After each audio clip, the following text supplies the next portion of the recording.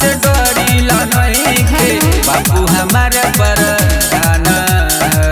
तो सुनो बसाए कोई बात पे सुन ले हमारा गुमान हो रंग बाजी में नंबर कोई है हिरान हो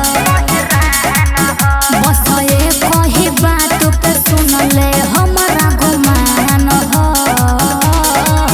रंग बाजी में नंबर कोई है हिरान हो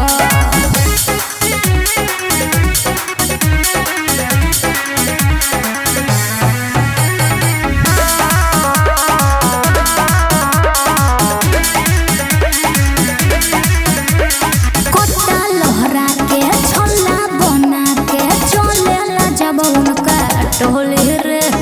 बड़े बड़े के छोटे पसीने आवे न केहू के बोली रे